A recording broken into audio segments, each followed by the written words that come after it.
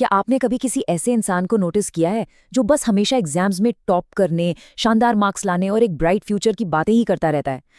उन्हें ना पूरा कॉन्फिडेंस होता है कि वो ये सब कर सकते हैं, पर वक्त निकलता जाता है और उनकी असल पढ़ाई में लिटरली कोई चेंजिंग नहीं आती। बातें बड़ी बड़ी पर किताबें वहीं की वहीं बंद। आज के इस विश्लेषण में हम इसी अजीब से विरोधाभास को, इस पैराडॉक्स को समझेंगे। चलिए देखते हैं कि आखिर सपने बड़े देखने और रियलिटी में कुछ न करने के बीच का ये क्या राज है।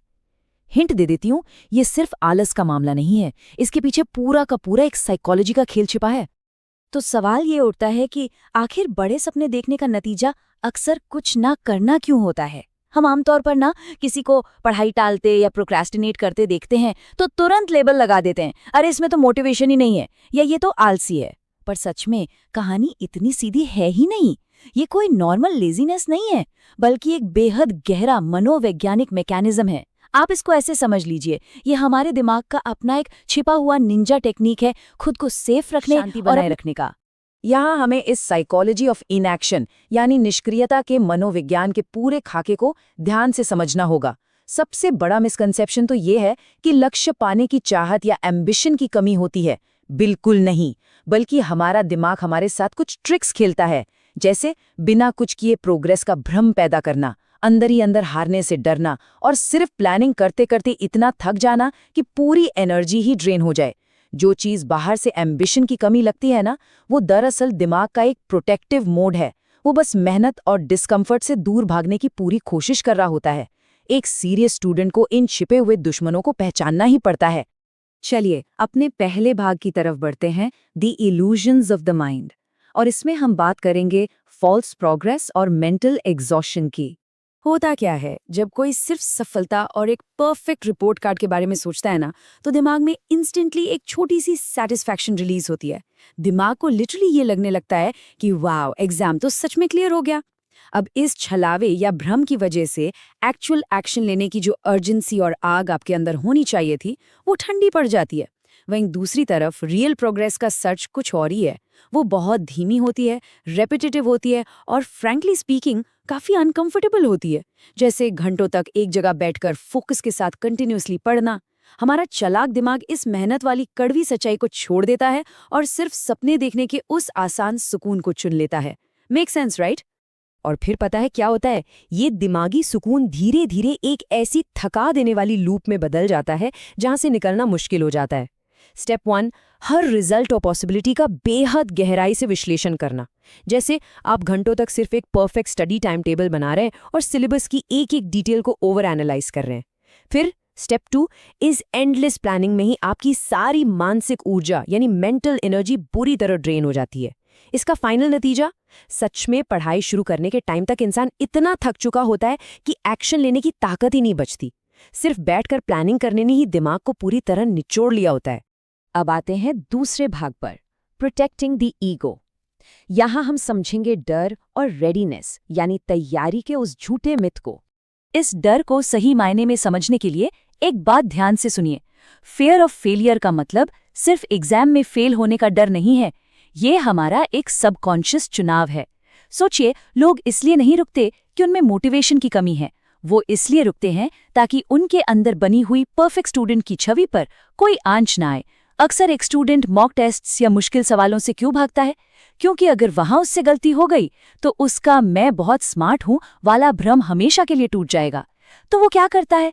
वो बस प्लानिंग फेज में ही अटका रहता है, जहां उसका सपना और उसकी काबिलियत दोनों बिल्कुल परफेक्ट लगते हैं, जबकि रियलिटी में इन मुश्किल सवालों का सामना करना ही long term academic confidence build करता है।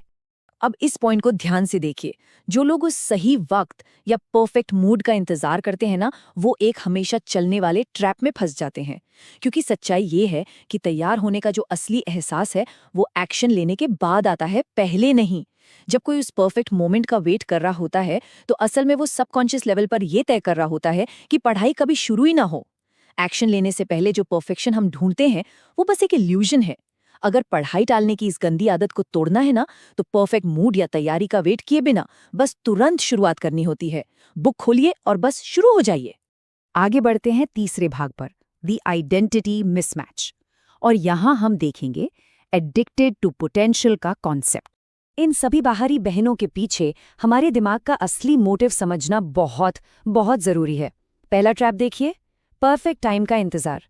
ये दरअसल अंदर से अनप्रिपेयर्ड फील करने की बेचैनी से बचने का एक एक्सक्यूज है। दूसरा ट्रैप, दिमाग उन एक्शंस का टोटली विरोध करता है जो आपकी करंट आइडेंटिटी से मैच नहीं करते। अगर आप अंदर ही अंदर खुद को एक ड्रीमर मानते हैं तो आपका दिमाग आपको एक कंसिस्टेंट स्टूडेंट की तरह अनुशासित होकर पढ़ने नहीं देगा। और तीसरा सबसे बड़ा ट्रैप, पोटेंशियल का एडिक्शन। लोग बदलाव और पढ़ाई की उस बोरिंग रियलिटी का सामना करने के बजाय इस ख्याली नशे में डूबे रहते हैं कि वो एग्जाम में टॉप करके क्या बन सकते हैं। अगर आपको एक ड्रीमर से कंसिस्टेंट स्टूडेंट बनना है तो इस ख्याली नशे को तोड़ना ही पड़ेगा। तो जब आखिरकार इस पोटेंशियल के एडिक्शन से निकलकर सच्चाई का सामना करना पड़ता है तो वो लगता कैसा है? असली प्रोग्रेस और एकेडमिक मास्टरी ना सच में बहुत रेपिटेटिव और धीमी होती है। ये बहुत अनकंफर्टेबल होती है और फ्रैंकली इसमें बिस्तर पर लेटकर सपने देखने जैसा वो इंस्टेंट मज़ा बिल्कुल नहीं आता। पर सबसे ज़रूरी और कड़वी सच्चाई ये है कि लगातार पढ़ाई करना और फोकस करना एक इंसान को उसकी सच्ची और वर्तमान क्षमता का सामना करने पर मजबूर कर देता है। बस यही कारण है कि अपनी डेस्क पर बैठकर ध्यान लगाने और ठोस मेहनत करने के मुकाबले सिर्फ हवाई किले बनाना दिमाग को ज़्यादा टेम्पटिंग और सच्चा लगता है। अब हम आते हैं आखिरी भाग पर, द रियलिटी ऑफ एक्शन, और इसमें हम समझेंगे इस साइकिल ऑफ पोटेंशियल को तोड़ने के बारे में।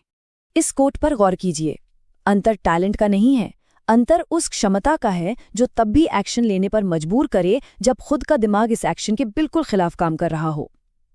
कितनी पावर है इस लाइन में। देखिए, सबसे अहम बात यह है कि असली सफलता और एकेडमिक एक्सीलेंस तभी मिलती है जब हम अपनी आरामदायक दिमागी आदतों को जबरदस्ती तोड़ते हैं। आपका दिमाग हर हाल में चाहेगा कि बस आराम से लेटकर फ्यूचर के बारे में ओवरथिंक करते रहें, लेकिन अपने गोल्स तक पहुंचने के लिए आपको अनुशासन और आंतरिक जिम्मेदारी यानी एक डीप इंटरनल रिस्पॉन्सिबिलिटी लानी ही पड़ेगी। यही वो माइंड शिफ्ट है जो पढ़ाई को एक बोझ नहीं बल्कि आपकी सबसे ताकतवर लाइफस्टाइल बना देता है। इस पूरे विश्लेषण को आज हम एक ऐसे सवाल के साथ खत्म करेंगे जो थोड़ा बेचैन जरूर करता है पर सोचना बहुत जरूरी है। क्या सिर्फ ख्यालों में जीने का आराम हमेशा सच्ची प्रोग्रेस की उस अनकंफर्टेबल मेहनत पर भारी पड़ता रहेगा?